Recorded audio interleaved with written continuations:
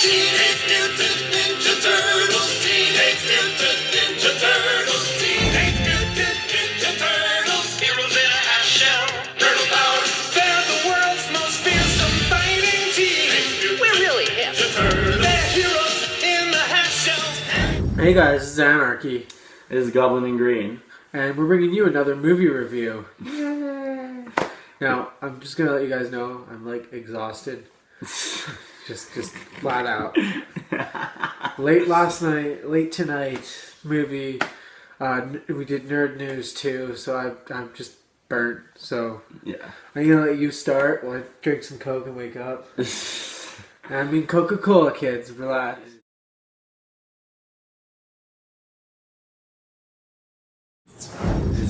Yeah. We didn't liquefy, okay. Anyways, so we went to go see Ninja Turtles 2, Out of the Shadows. It was a ride. That's pretty much how I can describe it.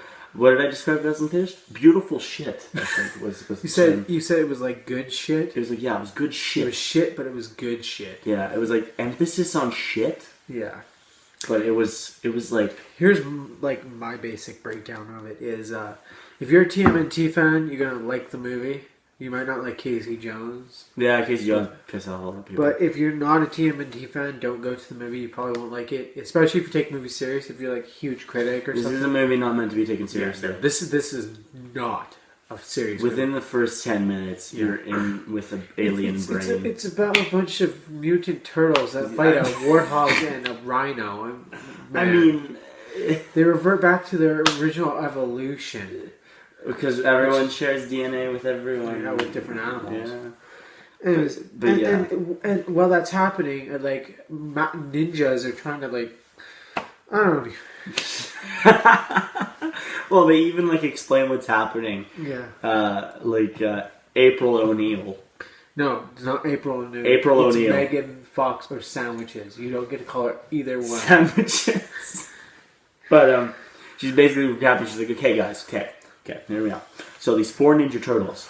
It's like as soon as you hit the 4 Ninja Turtles, Yeah. you just lost everyone. Well, as soon as you get Megan Fox, you've already lost everyone because everyone's like Like staring at her tits.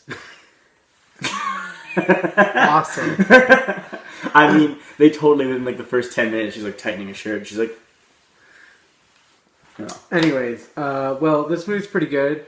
Some of the actors do a little bit too much overacting. Baxter Stockman. Yes, he is like the biggest. If he should have been recast or not made in the movie. No, You can't do this. It's like, oh my god, the villain betrayed you cliche, and then it happens again with the. They do the villain betrayed you cliche twice. Twice in like 4 minutes. It's funny because like Shredder is with Krang, and Krang's like, "Well, fuck you," and freezes him, and Shredder's like, "How dare you betray me?" Blah blah blah, and it's like Krang is literally a slimy fuck, Yeah. like a literal slimy fuck, Yeah. and you're surprised he betrayed you. Here's what I would say about it. We could totally just rip apart this movie detail for detail. Honestly, it's not. But the thing is, But it's not Nolan's Batman. It's not meant to be a serious good movie. It's just meant to be a piece of shit that you go enjoy if you really like TMNT. It's there because it's a fan service movie. It's there because there's there's pretty colors, there's explosions, there's action fans scenes, of the there's TV show. yeah, there's fan service, there's everything.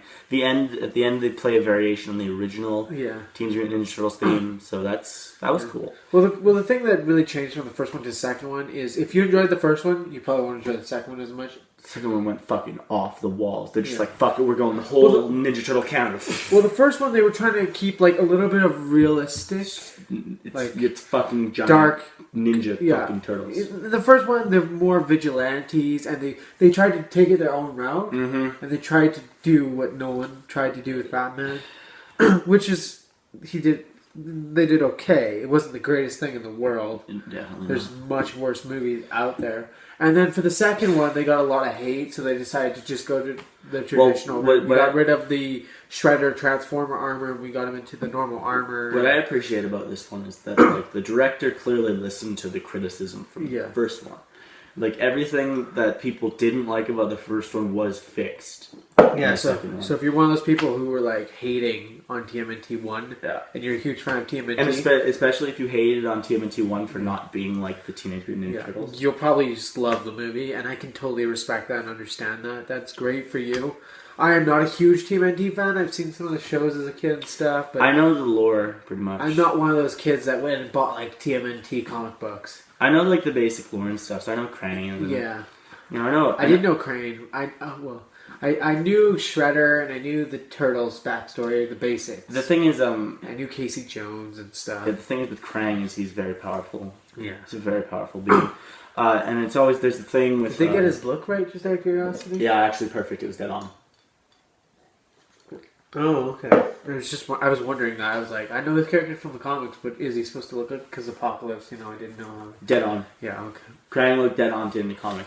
Maybe they put a bit too much tentacles on him, but yeah, that's pretty much... Yeah. I think the sole reason this movie isn't doing as well is because it came out the same week as X-Men Apocalypse. And it also came out the same weekend as Warcraft. Yeah. As well. So it's been having a rough time. But guys, if you're a TMNT fan and you didn't enjoy the first one, and you're thinking about going to the second one, but you don't want to be disappointed, just go to it. Just go. If you're a TMNT fan, you don't get many Teenage Mutant Ninja Turtle movies, and when you get them, just enjoy them. Even if they're not the greatest movies ever. I mean, like, people enjoyed the 80s one or whatever. Yeah, well, the 80s, like, and it's funny, because the 80s one was like, not too dark. It was, like, in the middle. Yeah. It was silly but dark. But with this one, I feel like they were just like, you know what? Fuck it. And they just went off the wall. It's like almost a comedy action movie. That's... Honestly, yeah. Yeah, like, there's so many jokes in there. There's pizza. There's so much just random skateboarding shit that happens. The biggest problem is this movie is not meant to be looked at with a critical mind. It's meant to be looked at with like... You're supposed to turn off your brain. And yeah, just it's watch honestly... the movie. If you... it's the thing is, like, why would you even bother turning on your brain? It's fucking... Halfway... And you don't bother trying to, like, plot... try to figure out, like... Don't try and, like, critique the movie because you'll just be at it for, like, hours. Because there are so many problems with the movie if you're looking at it as a critic.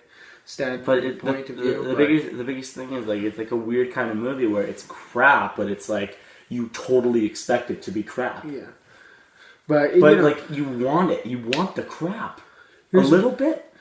Here's what I would say. I would say it leans a little bit towards the same as the Batman vs Superman thing, where the fans will enjoy it more than the critics and stuff. Same with Warcraft. Yeah, Warcraft it's is getting a lot of that too. It's same with almost every movie, honestly. But this one it leans a lot more towards. Unless you're Civil War, in which it has to be amazing. If it's not dark or light, then it's not worth being a superhero movie. But that's a total digression. but yeah, no, it was. Just can't make it through one video without. Marvel. It's important. They have like a huge impact. It's so stupid. And when a Marvel movie hits, there's like residual fallout for every other movie, especially when it's still in theaters. Right? Honestly, I think this movie's good. It's not hitting Civil War or X-Men Apocalypse standings. It's definitely better than Civil War, but I mean. Well, it depends. I actually do prefer Civil War. Yeah, I know. No, but here's what I say. I say it's not going to hit the same. Yeah, it's literally impossible for me for them to hit. Yeah, but it's not supposed to, and they know that. Yeah. They're not trying to hit it. They're just trying to make a movie that people will actually enjoy and not get so much hate for. I like it because it knew what it was. Yeah. It didn't try and play like the other movie. It just went all in. It was just like, you know what? Fuck it. Before they were like dipping their toe in. Now they're like all in. They're just like, fuck it. You know? So the third movie will probably be even more all in, especially since we got Casey Jones and stuff. Yeah. And the third movie is probably going to be about, because in the comics and in the show, the original show, Krang and Shredder always partner up. Every time. Which is, it's kind of weird though, spoiler alert, Krang betrays him. Well, we said it already, but like... There's no spoilers in this review. We don't do spoiler warnings because if you're watching a review, then obviously you've seen the movie or you don't care about spoilers, or else you wouldn't be watching a review. But anyways, there's this long-standing partnership between Shredder and Krang. That's always a huge thing. Yeah, because Krang's about taking over dimensions and like Shredder's about taking over Earth. Yeah, specifically. But no, I think it was pretty. I think it ruined that by having Krang betray him. So it's like, why would he be partners with him now? Yeah, I just want to see Shredder fight Teenage Mutant Ninja Turtles without battle armor. I know. Yeah, because now that they've actually put him, guys, he's actually in his normal armor with the claws. Yeah. And I want to see him fight. And they made the Teenage Mutant Ninja Turtles a little bit smaller, so they're more down to people size now, not truck size. Truck size. They were seriously almost as tall as a truck in the first one, if memory serves me correctly. Yeah, they were huge. Because, they were huge. They did go down. Like, They towered over Megan Fox. Yeah. Now they're, like, just a few, like, maybe a foot. Some of them are the same height. Yeah. I would say, like... Michelangelo's the same height. I would say, like, the highest one is, like, Raphael. He's probably 6 foot, like, 5. Yeah, he's like a foot taller than Stephen Amell. Yeah. But, no, it was good. It was good crap. I don't know what to tell you. There's crap, and then there's good crap. Like, there's the Nolan trilogy that's crap. Yeah. And then there's this, which is good crap. Yeah. No honestly, my personal opinion on Teenage Mutant Ninja Turtles is it's not my favorite movie series. Oh, no. Obviously. No. Ever. Because, like, I honestly didn't care when they were trying to get, like, the stuff to open up the galaxy and get the ship in, and I didn't care. I was more focused on I like the character development. Yeah, actually, this is the one thing I want to talk about, is the fact that the first movie was more focused on April, which is stupid. Don't do that. Why would it's not April? It's Megan Fox. We don't call her April. In Sandwiches. Show. She doesn't deserve it. Maybe if she actually maybe she wore yellow. Maybe she wore yellow too. Dyes her hair red and wears yellow and actually acts like a actor, a professional actress, and does. Well, she's a reporter. I know, but come on. Oh, if she acts like an actor. Yeah, if she actually does some good acting for once, then she may earn an actual, like, good. I'll say this: the good things are the interactions between the turtles. Although I really don't like how they do the thing where they don't like each other and they fix it in like 2 seconds. Yeah. I hate it when that happens. I agree with you. I like the fact that they do disagree because it happens in the show all the time. Yeah, but like they're like, oh, we're not brothers, and then like the next scene they're like, oh yes, we're partners completely. My problem is none of them noticed that anything was happening on Earth. It took like them going like feeling the shaking and then them being like, Donatello, what's going on? They do a lot of dicking around in the sewers. Yeah, a lot of it is just sitting around in the sewers talking or like. I would have loved to see them become humans just for like a little bit. That would have been cool if it was only temporary. Yeah, that would have been cool. Although I do think they got Shredder really well. Yeah, they did. I feel like that guy was like intimidated. It was like that's Shredder.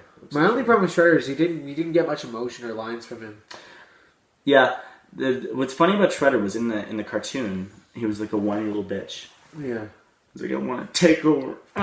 Right, but in this one I did feel like him being serious was actually like made him a bit more funny compared to like people like Baxter Stockman and like Bebop and Rocksteady. Well, I do like the seriousness. I'm not disagreeing with you, but I would have liked to see maybe an action scene with him or something. Yeah, the biggest problem that people had with it was they did focus a bit much on Krang, who they only established once at the beginning and then they had to fight at the end. Yeah, but then again, now we're ripping apart the movie and there's no point. Yeah. Yeah, we're not going to rip through it. We're just giving some opinions and stuff that we would have liked to see because we do write scripts and we do know movies pretty well. We've seen our fair share of movies. Yeah. I'll say this: there you got Shredder. Shredder was done really well. I'll just say that. The only thing, he lacks action. An action scene was missing. We would have liked to see it because we've only seen Shredder in his armor really fighting. I mean, it would have been good to see at least what he can do without his armor. Like maybe just have a clear room of like police officers or anything. Honestly, yeah. But maybe he chases April and then Casey Jones like gets in there and during the alley scene. Yeah, like I thought there was gonna be a fight when he went to the museum, but there wasn't. Yeah, it was stupid. Everyone was late. Yep. The turtles were dicking around in the sewer. But I mean, they weren't dicking around. Leonardo made them stay there. Oh yeah, stay in the sewer. Yeah, because they asked questions about the mutagen that they want. But it's like my other problem is like the sensei was like not really in the movie. Yeah, Splinter was like Splinter. Splinter was there to be like, you need to be partners, and he left. Yeah, he was like in the first movie he had way bigger of a role. He actually got a fight scene and stuff. He talked about their backstory and everything. Yeah. In this movie, he's really not in the movie. It doesn't feel like he could not be in the movie, and you wouldn't notice the difference. Yeah. Very minor, at least. There's like one scene with Casey Jones. Remember when that was funny. That was funny, but my problem was he just wasn't. It was the same problem as like Shredder. He just wasn't prevalent in the movie. Now Shredder's a little bit more in there, but. Yeah. Splinter. I will say this though: this movie was definitely targeted towards kids. Yeah, I mean, because there were a lot of fart jokes. Yeah, stuff like that. But I mean, they did have jokes that were like legitimately funny. Yeah. Just sometimes they had fart jokes, and it was like, It was a good movie. It was definitely a good movie. It left off right where the other one. They changed some things for the better for the fans. Yeah. This movie is definitely for the fans because they did change. And the Foot Clan are actually ninjas. That's the first start. Yeah. You know. Well, the first one had Michael Bay in charge. Really, he was a lot more in charge of the. Yeah, in this one, in this one, he more or less left the director to do whatever. But that's good, you know. If the first movie doesn't work out, at least he had the knowledge to be like, I'm not doing it on this. I'm going to get someone else to direct it, and I'm just going to put money in it. Yeah, he kind of just because he's working on the shitty Transformers movies and stuff. So. Well, it just shows that he actually knows, like he can actually know what to do. Honestly, I think. Judging this movie, I think they need to do the same thing with Transformers. Just go full in with Transformers. You know, the Transformers lore and stuff? I know. I think that's what they need to do. They need to stop going for those realistic Transformers. They tried it with Teenage Mutant Ninja Turtles, and they fixed it for the second one. Yes, it's funny and corny and goofy, but it works because it's Teenage Mutant Ninja Turtles. That's what it is. It's almost like if you make your movie like the source material, people will like it more. I know, right? Crazy. Holy shit. That's what I'm saying. Michael Bay should take away from this. Be like, okay, maybe I should do Transformers movie that follows the lore and story and is a little bit more lighthearted. And by the way, the next Transformers, the villain is fucking Megatron again. Of course, who else are they going to do? There's some villains that you could do. Oh, I know there is, but they've already done like the Fallen, which sucked. It sucked. Every villain that they've done besides Megatron has sucked. Yeah, I know. Except for the Prime, he was okay. He was like decent. Yeah. But it was still stupid. There's a lot of villains in their lore. I'm just saying. I know there. Besides Megatron, the Bounty Hunter from the Extinction one was kind of cool. But Extinction was fucking horrible. Yeah, I know. Ugh. I that's the only good part I'm going to give it, the Bounty Hunter Transformers. Actually, no, I'll give it. It had fucking Optimus Prime with a sword on top of the T-Rex. Yeah, that was cool too. Okay, those two. You gotta agree. Even the Bounty Hunter Transformer was awesome. Yeah. I like how they keep killing whatever. Optimus Prime. We'll talk about the fucking Transformers when we get there. Well, these movies are closely connected because Michael Bay is tied to both of them, and you can feel that they're made by the same person or have the same person connected to them, and that's what I'm saying. I'm saying Michael Bay should take a page from Teenage Mutant Ninja Turtles and apply it to his Transformers. Go full in, go the route of the lore. Just go. Don't take Transformers so seriously, and it'll be a much better movie. I guarantee. Also, don't make Transformers 3 fucking hours. Yes, please don't. The only way that is allowed to happen is if we actually care and it's interesting. If you have enough story to last 3 hours. Yeah, honestly, Cuban characters sitting around talking for like an hour is not fun. Yeah, but like... Especially in a Transformers movie. I know, I hate it. You know what Transformers movies have? Transformers also, fighting. Another tip, focus on the Transformers, not the people. Yeah, honestly, this movie should just not have any people in it. We should just have no people, no main people characters. Yeah. Obviously, have people on the planet because it's Earth. Yeah. But I'm saying no main protagonists. Well, the thing is, what I liked about Ninja Turtles is the side characters knew that they were side characters. Yeah, like April, she's just kind of in there. Casey Jones is just kind of. They're not in like main character wise anymore. Yeah. They took April away from being a main character because that people go to watch the fucking Turtles. Yeah, it's called Ninja Turtles. It's the problem that Arrow's having. Yeah. Where people don't give the two shits about Felicity. Two shits about Felicity right now. Yeah. The whole Arrow community is calling Arrow a Felicity and Friends, by the way. That's what they're calling it. Anyways, yeah, I think what they did with this Teenage Mutant Ninja Turtles is much better. If you're a fan, especially. If you're a critic, you'll probably like the first one better. It's crap. I mean, what do you expect? It's a Teenage Mutant Ninja Turtles movie. Just lower your expectations accordingly. Yeah. It's not a 10 out of 10. It's not a 9 out of 10. It's not even an 8 out of 10.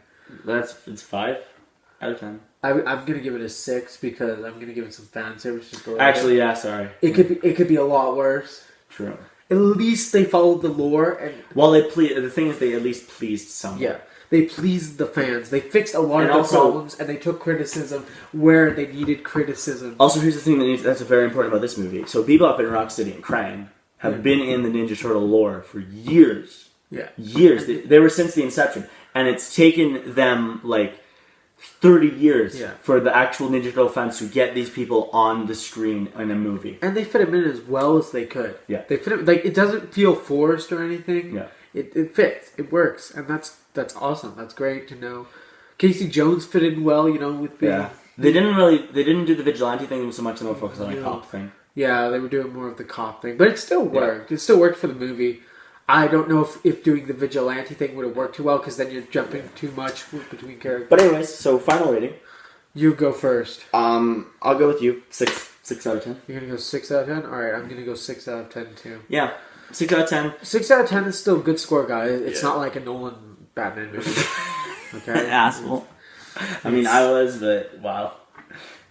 Anyways. Well, you'll hear about that next time. Yeah, we're foreshadowing for the video, guys. Yeah. We will be having we'll be doing Batman Begins review, the Dark Knight review, and the Dark Knight Rises. We'll be calling it the Nolan Batman series review. There'll be 3 parts. Each part will be one of the movies that he's done for Batman. And yeah, at the end of each part, we'll give our rating. Alcatraz will be doing it with us. And yeah, we'll give you our rating on it, and you guys will hate us and comment and leave hate comments and dislikes. So get ready for that. Yeah. Anyways, thanks for watching. Like, comment, subscribe. We will also share. be doing a new introduction video, so Yeah.